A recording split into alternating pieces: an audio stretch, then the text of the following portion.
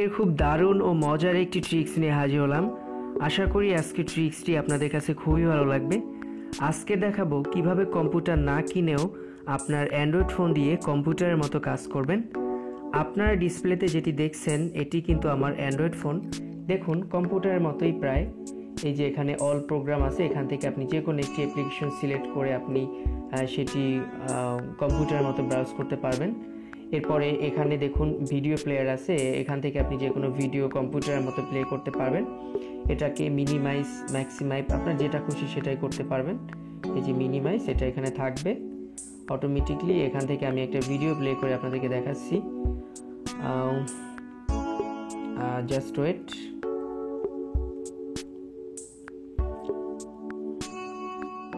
কাইন মাস্টারের ভিতরে ঢুকি, প্রজেক্ট।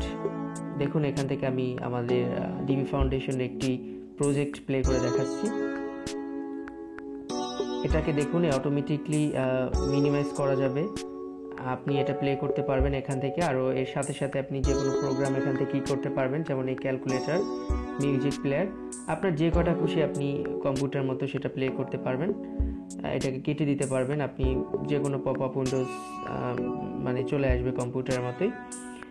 সো আপনারা বুঝতেই পারছেন আমি এগুলো কেটে দিই। এখানে দেখুন ওয়াইফাই, তারপরে কিবোর্ড, তারপরে আপনার নোটিফিকেশনস, তারপরে এখানে সবই আছে। যে স্পিকার এখানে বাড়াতে পারবেন, কমাতে পারবেন কম্পিউটারের মতোই। তো খুবই বিষয়টা মানে খুবই মজার। আর এটার মাধ্যমে আপনি আপনার যদি ট্যাবলেট থাকে এবং বড় স্ক্রিনের স্মার্টফোন থাকে, বড় স্ক্রিন অথবা ছোট স্ক্রিন, এটা কোনো প্রবলেম না। আপনি যে কোনো অ্যান্ড্রয়েড ফোন এটি খুব মানে আপনি শান্তি পাবেন ইউজ করে, খুবই ভালো লাগবে।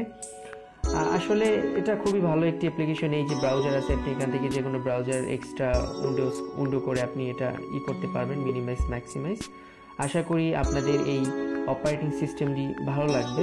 That's not operating system, I think it's just like a launcher, but it's very good launcher.